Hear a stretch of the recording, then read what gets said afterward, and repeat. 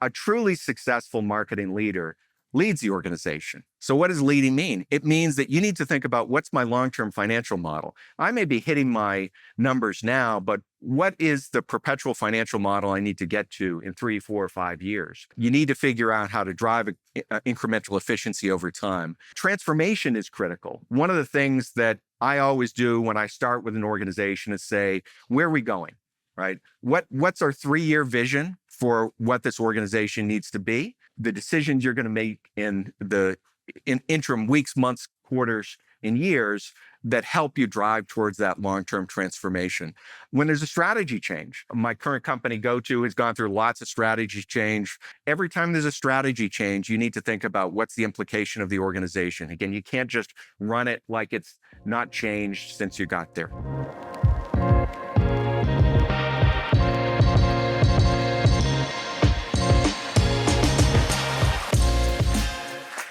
All right, now let's get into some marketing stuff. So Peter Mahoney is our first speaker, and I asked him to do this because he is somebody that, when I think about operating as a marketing leader, he is the guy I think about. Anybody read his book, The Next CMO?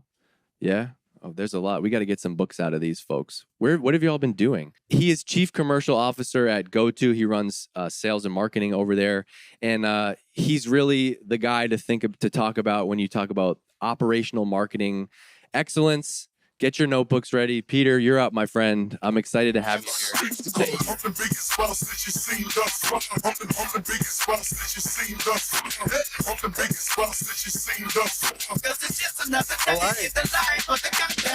this thing on? Here we go. All right. Hey, everyone. Thank you so much for driving up to Vermont or flying to Vermont. Who came from Australia?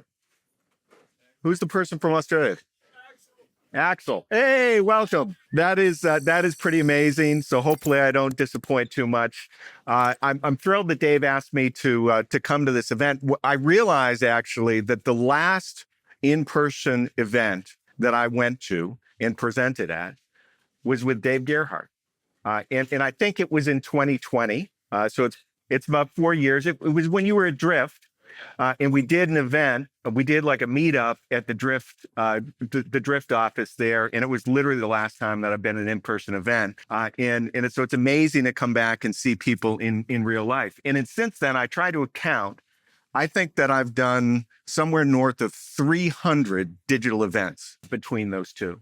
So if I break into trying to communicate to you people and on the chat interface or something like that, that's what that's all about. Unfortunately, I'm unused to talking to human beings. While I was building my company, Plana, that I sold back in 2022, I did most of my work in my office up in the 3rd floor of my house, and my wife would make fun of me all the time because I never actually interacted with the real world and talked to real people. So I'm not used to it anymore. So be gentle on me if there's any networking and communication. Sometimes it makes me nervous.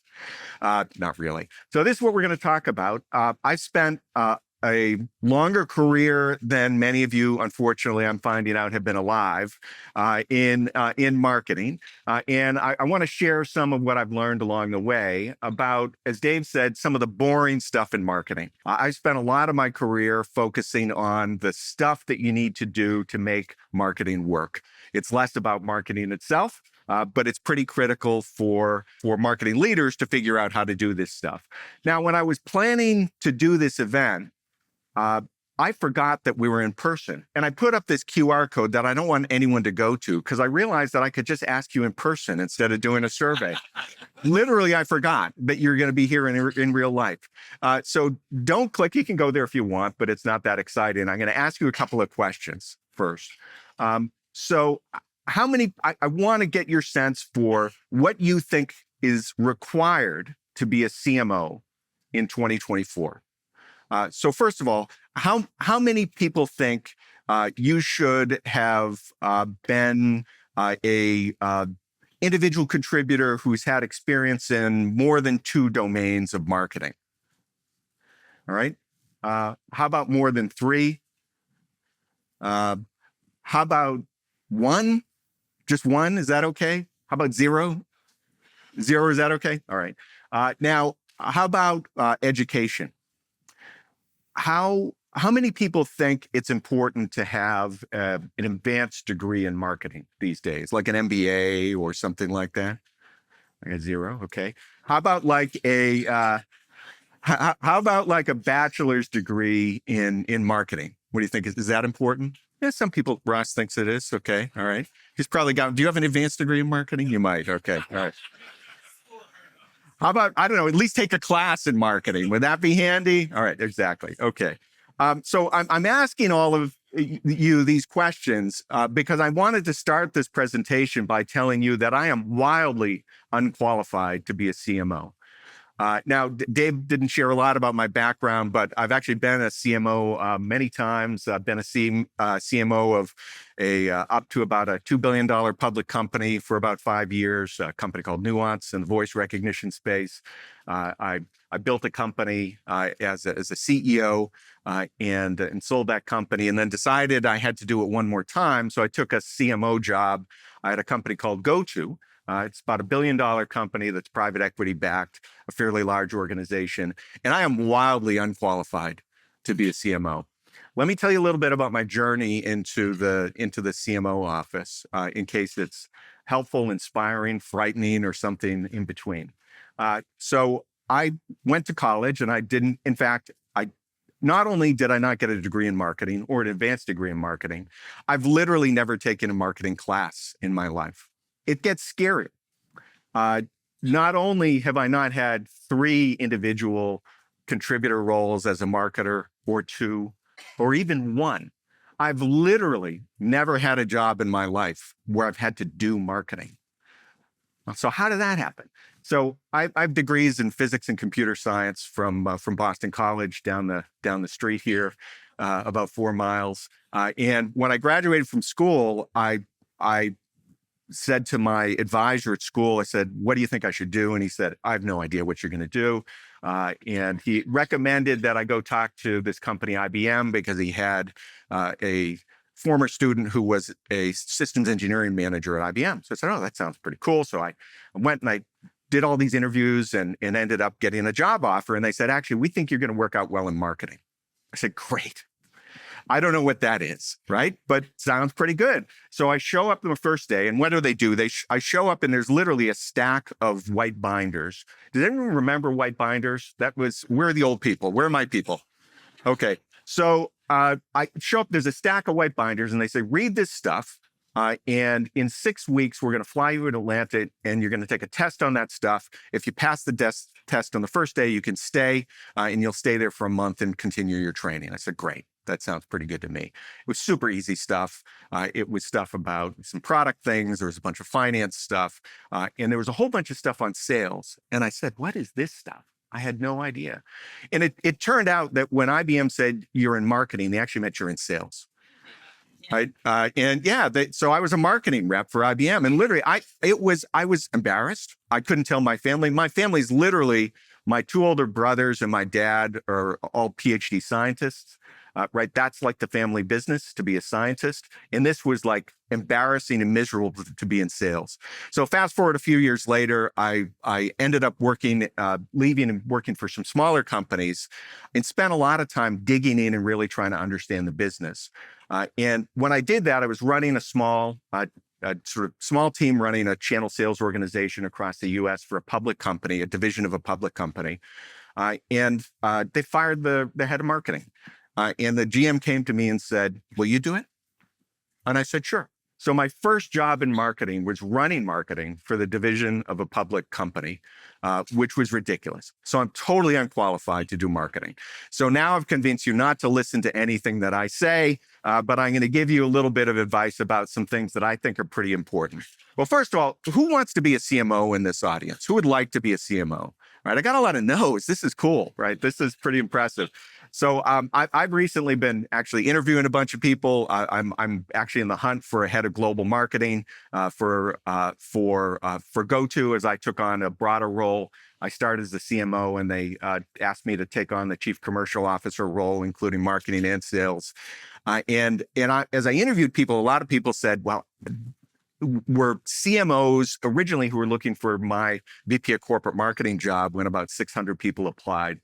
And a lot of them said, I don't want to be a CMO anymore. And I think this is one of the reasons why. So how do CMOs spend their time? So this is literally, I went and I looked at my calendar in August, which was my last month as like a full-time CMO before taking on the sales side. It's changed a little bit since then. And literally 5% of my time was spent doing marketing things.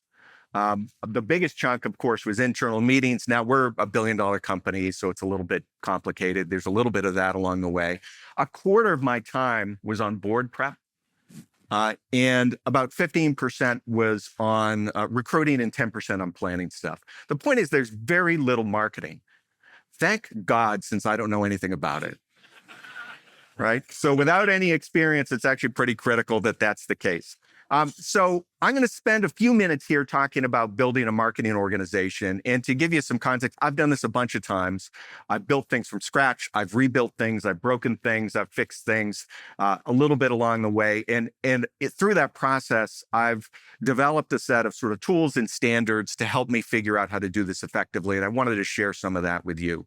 And by the way, this tends to be my approach. I spent a lot of time. I wrote a book called The Next CMO with my two co-founders of my company. And it was really about putting in one place a set of frameworks and templates and ideas to actually run the marketing organization as a CMO.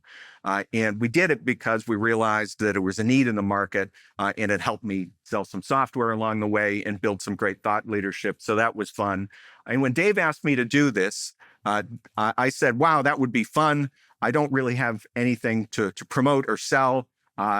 There's a giant honorarium, as you might expect, for doing this. I think it was $0. He paid for my hotel. But I love to do this. And one of the things that I wanted to do is sort of document some of the things that I hadn't done yet in my book. So this is relatively brand new. I'm thinking of actually either a new edition of the book or actually building a completely second book on some of these topics. But one of the areas is about building. So it's important to understand that building, though, is not enough by itself. You have to build, you have to run, and you have to lead. And I'm going to spend most of the time here. I don't have a ton on building, but we're going to talk about the other two very briefly. So here's some guidelines, and I'm going to go through these. I'm not going to read the list because you all seem to be pretty smart. Here's some guidelines about the things that you need to do to build a marketing organization effectively today. So let's go through them quickly one by one with a little bit of time. So the first thing that's critical, so I'm building a new marketing organization. Absolutely, you have to align it to your strategy. So whenever people say to me all the time, well, what's the ideal marketing organization? I say, I have no idea. How much should I spend on marketing? I have no idea. What's your strategy? What are your goals? What's your business? Who do you sell to? What's your growth rate? All these things. You absolutely have to consider that. So if you look at a book and say, hey, here's the template marketing organization, it's almost always the wrong answer. So you need to start with your strategy. So as an example, if you're Exit 5 and you've got a thought leadership strategy, you need to make sure there's some deep content experts on staff. That's going to be the center of your strategy. That's your product, is those ideas. When I was running this Nuance, this public company, we had about $1 billion division that was in healthcare. I had 5 doctors on staff. Their job was to create content, to be thought leaders. So we built an organization based on the needs of building great thought leadership and great content. If you're digital demand, you might think about, hey, I want to build that in-house capability versus rely on everything outside a house. If I'm a PLG person, I might organize my product a little bit differently. And if I want to do lots of in-person events, I want to make sure I have a really strong field capability. But it has to be based on what your goals are as an organization and what's the strategy that you have as a marketer. So the second thing here is you need to make sure that it actually fits with the financial model. The financial model supports the organization that you're building. So is everyone familiar with CAC, customer acquisition cost? Okay, really important thing to understand. What a lot of people ask, I alluded to this before, they'll often ask me, how much should I spend on marketing? And people think about it these days. People always say, well, what percentage of revenue should I spend on marketing? The answer is it doesn't matter. It doesn't matter that the percentage of revenue is not the most important determinant. The most important determinant is how much growth do you need to create on an annual basis, and how quickly do you expect to pay back the investment on that growth? So when you're building an organization, sometimes you're building ahead of that scale level you're trying to create. So what you need to do is, one, you need to understand not only the current model, what's the current financial model and constraints you're working with, but then what's the target CAC ratio over time? Do I expect to be able to acquire $1 of recurring revenue for $1, $1.50, 85 cents, et cetera? Really critical for you to understand because it gives you a guideline. And that guideline is going to say, well, that's my CAC. My CAC has to include all my marketing and all my sales. What's my go-to-market strategy? Is my go-to-market strategy field-led? Is it marketing-led, et cetera? That will help you drive the split. But the organization model that you build has to fit in the financial guardrails that you're operating in as a leader of that organization. Okay. Next, you've got to make it simple. This is my organization. This is a 200-person marketing organization. At the top level, it looks pretty simple. There's me until about a month ago anyway. I've got a product marketing head, a growth head, a corporate marketing head, and an ops head. And that's it. I got a chief of staff and I have an EA. And there's stuff underneath there, but it has to be drop dead simple. Why does it have to be simple? It has to be simple because not only do you need to understand the organization needs to understand how to work with each other, needs to work with other functions in the company to make sure that things can actually happen. And people really struggle with building the world's most complex thing. Absolutely, you need to focus on driving for radical simplicity in the model. The second thing is clear accountability. You need to make sure you absolutely drive for accountability in an organization that you're building. So it starts with your corporate goals, and the CMO should be accountable for driving that element of the corporate goals, and make sure that each element of the organization has very strong alignment in accountability and KPIs for what they're trying to do. I can't tell you how many organizations that I've talked to as we've either acquired companies or I've built things where people just don't have a clear understanding. What are your goals? Well, we're going to grow. Okay, well, that's great. Well, you're in corporate marketing. You're actually a service center. So what are you doing to enable the rest of the organization? Maybe your KPI should be around your turnaround time and your efficiency. So what are the specific goals? What are you accountable for in your part of the organization? You need to make that crystal clear. The other thing that you need to do is make sure you absolutely resist building layers in the organization. I've been doing this for a long time. Back earlier in my career, and I think thankfully this is changing. People really drove for, I want to have this large organization, lots of layers, things like that. It felt good. There are huge issues with building layers in the organization. And I want you to think about these two charts. The first one shows visibility compared to layers. So visibility, what does that mean? It means you as a marketing leader, do you have a clear understanding of what everyone is doing? But more importantly, do each of those individuals at the end node in the organization understand what's going on up above of that? That two-way visibility is really critical to understand. And it's a really simple chart. If you've got very few layers, visibility is very high. The more layers you get, the lower the visibility gets. Super simple concept, right? But there's a second thing that I think is almost more important, and that's about camaraderie. So you've all been, I hope you have, I'm the only one who hasn't been an individual contributor in marketing. I think most of you have, right? You often get stuck in this tiny little node of an organization, and it's incredibly unproductive. And you get this tension where people in your organization want to grow and they want to be a manager. I want to be a manager because that's part of my path for growth. And so people push to say, I'm going to stick one or two employees under this person. I'm going to call him a manager. And that's terrible for those employees because they're stuck. You've created a challenge with too many layers in the organization. There's no visibility. And they have a very small number of people that they can work with as colleagues to really understand how they can effectively get their job done. So it's a really huge issue in organizations and something that you absolutely have to resist in the organization.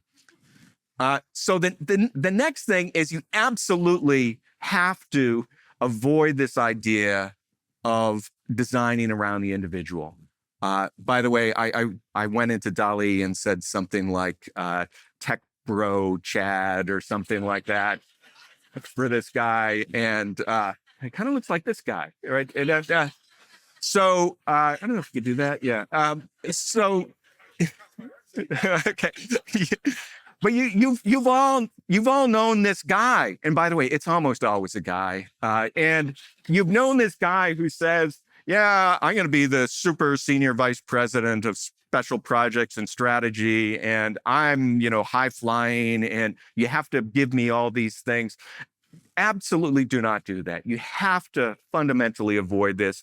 I encounter this literally once a month in my organization and resist all the time to the point where people will quit. And I don't care because the downside is so massive if you break the way the organization works for one individual. And then guess what? That person, that guy usually is going to leave anyway or want some new thing. And you've designed your organization around Chad, which is a bad idea.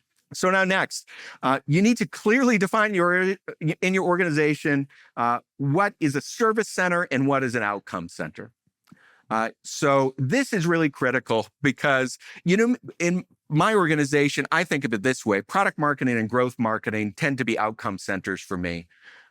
And corporate and ops are at service to them.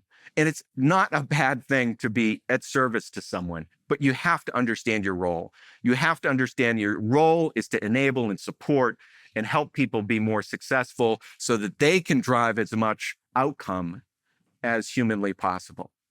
But understand the role in the organization, understand what they are. 8 is you should build absolutely the smallest organization that you can.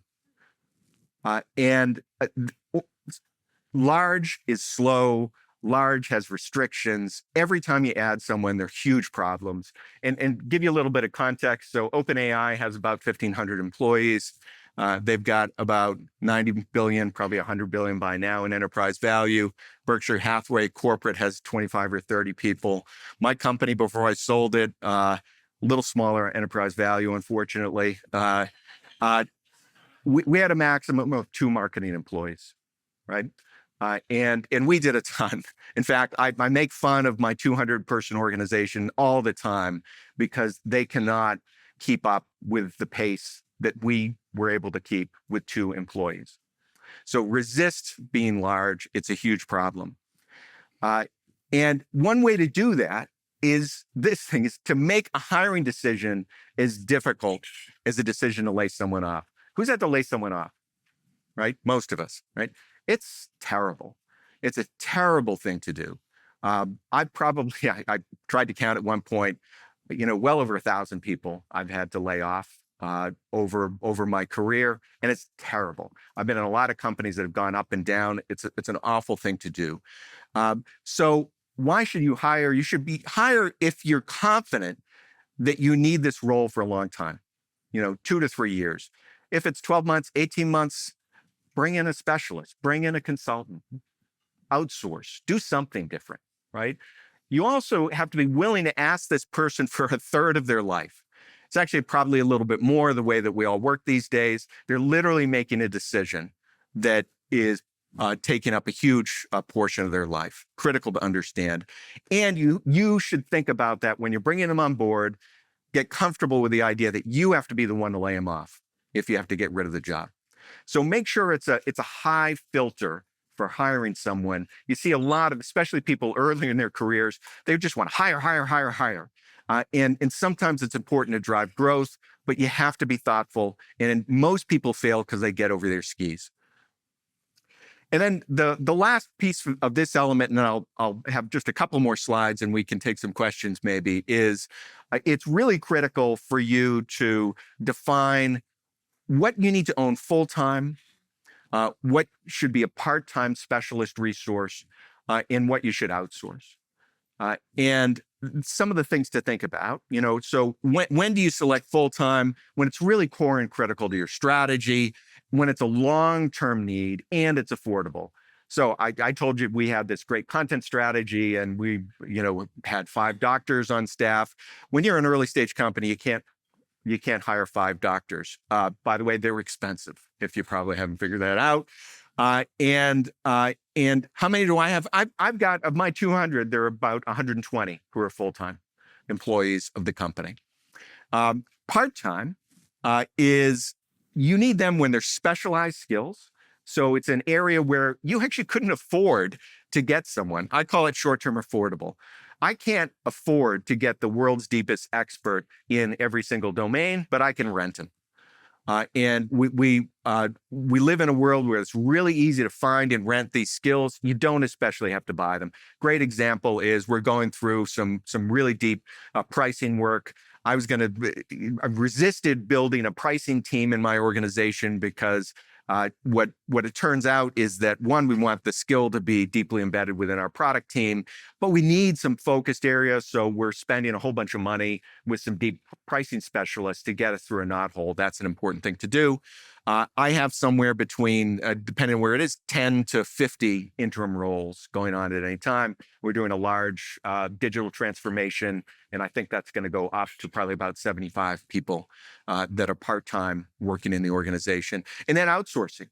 Why would you outsource things that aren't critical to your core? They're difficult to source, et cetera. You all can read pretty well. And in fact, one of the ways that I got to fix the organization that I inherited when I joined here at GoTo about a year ago, I unfortunately had to, about 3 months into my tenure, I laid off 40% of the organization. That wasn't fun. And I did because they were overbuilt. And the strategy changed and nobody changed the organization. So what we did is we needed these resources. We needed work done. We created a very efficient outsourcing model to get there.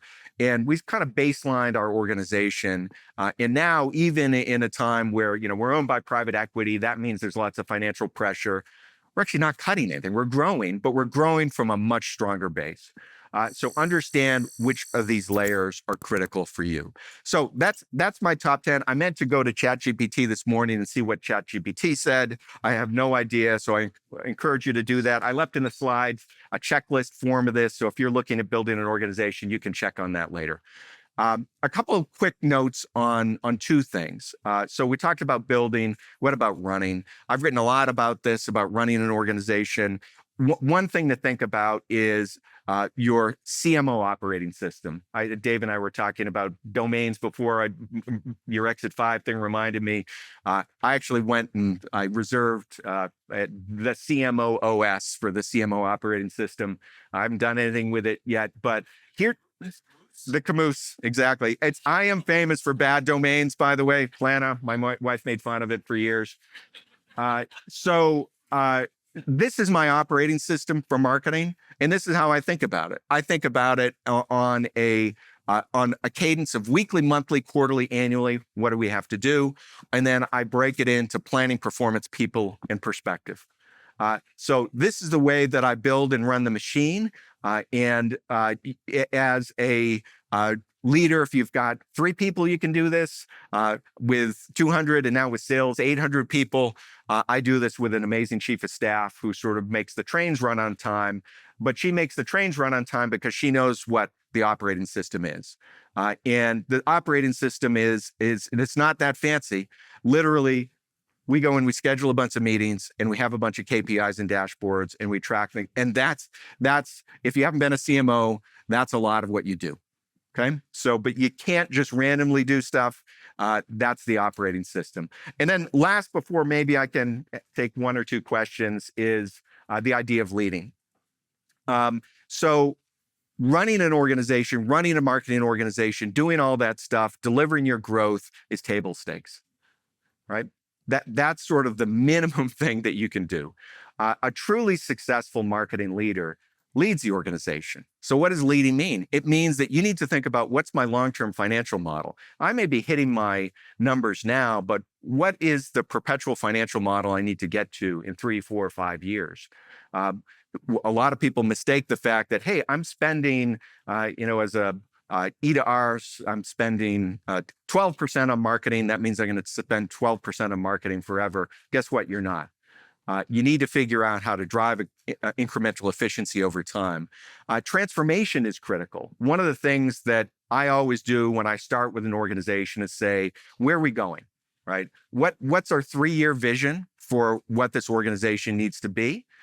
And when you define your three-year vision for the organization, it helps you think about the decisions you're going to make in the interim weeks, months, quarters, and years that help you drive towards that long-term transformation.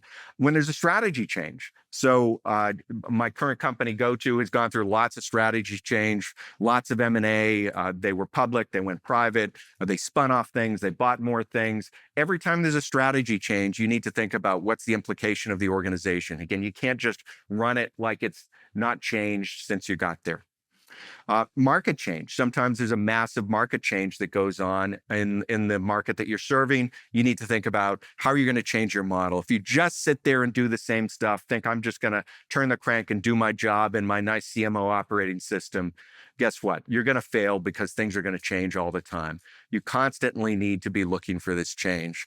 And then finally, it's about new marketing models, right? Who's using Gen I-based tools today in marketing, right? Who was using them 3 years ago? Nobody, right? They didn't exist, right? You thought you were? That's interesting. Maybe you were writing them. So the point is there's always new stuff. You know, believe it or not, so this is how old I am. When I started in marketing, there was no web, right? There was no web. And in fact, when the web happened, it required a huge transformation. Then there was mobile. There's things like ABX. All these things are major transformations that you need to think about. So understanding that is critical. Okay. So you're also unqualified to be a CMO, right? But I guess what I'd posit here is that you're actually unquestionably qualified to be a CMO because I think everybody here has probably more marketing experience than I do. You've now seen the playbook. It's pretty easy. You can get the book. I don't get paid for it anymore because I sold the rights when I sold my company, but get the book if you're interested in learning more playbooks, et cetera. And I think you all have amazing potential here to be really the next CMO in your organizations or keep your job if you're there already. So thanks very much. Stay here. All right. That was great. I can always tell the best measure of a presentation is how many people are taking notes and taking pictures, and there was a lot on that. Oh, good. Also, that was the worst introduction ever. This guy's like a wildly successful multi-billion-dollar CMO, and I'm like, here's Peter Mahoney. That was good. To be fair, nobody gave me a damn introduction That's either. true, I was Dick. like, and we're starting our event. All right, so we're gonna do some questions. You better ask this guy questions. All right, cool. Here we go. Do we have another mic? Yeah. All right, cool. Thank you. Hi, I'm. State your name. I'm Jess Cook. Hey, Jessica. Hi. That was a fabulous presentation. Thank you so much. Curious where you have seen between service and outcomes. Like, what are the characteristics of kind of those two parts of the org working together that you have seen in top performing orgs? Yeah. The key top performing orgs understand whether they're a service organization and whether they're outcome organization. Because what happens is the best organization, ultimately we all need outcomes, right? But you need to figure out what part of the factory am I?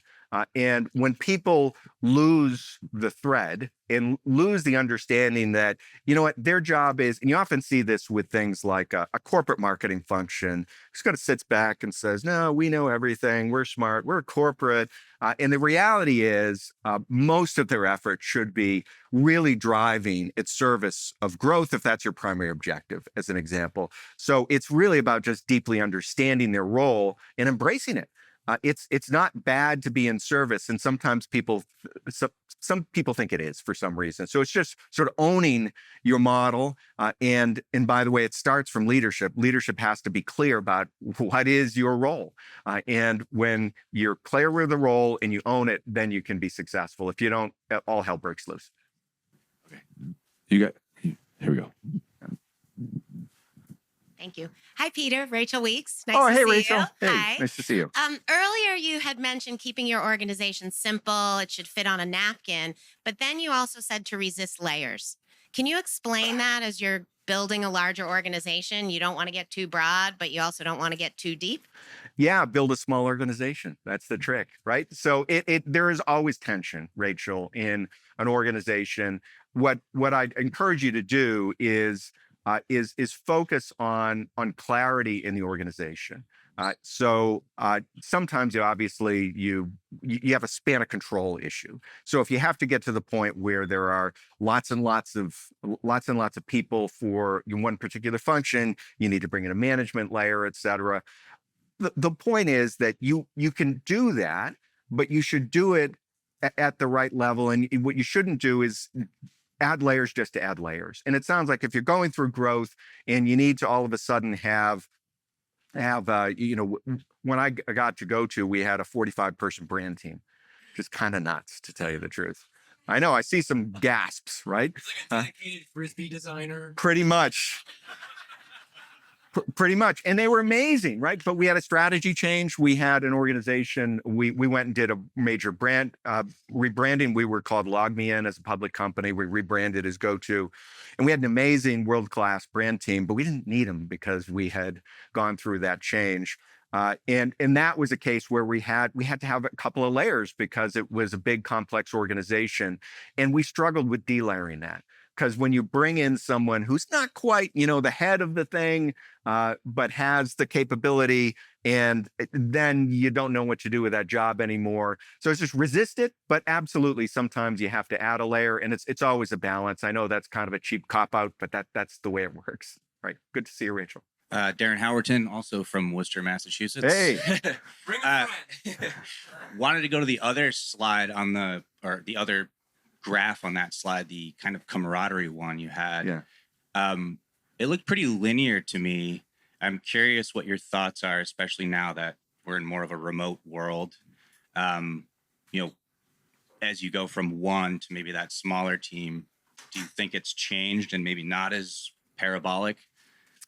Here's the way it works. It's a great question. In a remote world, it's almost more important to resist sort of the small, tiny nubs of a team. And the point is, you don't want to create these little cul-de-sacs, these little islands of organization in your team, because even if they're remote, it's actually worse, right? So if you're a remote person we're a big organization. We have like an RFP team, and the RFP team has this thing, and they've got this one thing where there's literally one person who does this one thing, and she reports to a manager, and I feel badly for her all the time. And I told the team, what you have to do is we should think about compressing the organization, get rid of the layer, because the reality is she's the only person. She only talks to herself and her manager all day long. And in a remote world, it's more and more important. So I think it's more critical than ever. It's always a balance. It's just like everything, in that when it gets too big, especially in a remote world, it's hard as a manager to pay attention to employees. And it's one of the things is I had on my operating system, a key thing in your operating system is you actually have to support and engage your employees and have one-on-ones. Some people don't believe in them. I think it's critical to make sure that you create that space for employees. But in a remote world, it can be worse. It's much more difficult. Hey, I'm Jeff. Hey, Jeff. Love the presentation. So the question I had is around, let's say you stepped into GoTo and you're trying to install your operating system. Do you usually start in the same spot, or is it kind of case by case basis, or what do you kind of do first when you're assessing the landscape of a new project you're stepping into? I love that question. There is no standard way to do it. What it takes, and I like puzzles, right? And it's why I like complicated, messy companies. I like to fix things and solve things. It's fun for me. Some people hate it, by the way. So how do you need to start by listening and learning. And I didn't have a lot of time in GoTo, as an example. I had about 3 months to learn. And I had to just consume as much information about the organization, about what was going on in a very, very short period of time. But then the second thing you need to do is you need to focus on what's that future state. In this nebulous future time space, off in the distance, what are we going to look like as an organization? It's kind of like doing a bonsai, right? Your bonsai, you picture in your mind's eye what the tree is going to look out, and you take the pieces that don't look like your picture, right? And it's very similar for that kind of organization, but you need to dive down to the depth, to the depth that you can tolerate, to understand the detail. And that's what I tell my teams all the time. My strategy is I always dive deep. I am in the details. I like to understand the numbers. I like to know the people. I like to understand the process, but I can't live there. I have to dive there to understand. And then you have to pop up and then you have to make your own assessment for how you make that transformation. In our case, the brand team was an obvious thing. It was way too big. We had a 75-person web team too. All right, so we had some big teams that were just legacy from long-term things. You have to assess each situation individually and then make it look like that future picture in your mind. Awesome. Thank you. That was great. Thank you so much. All right, Seriously. thanks, Dave. That was so much. That was awesome. All right, thank you.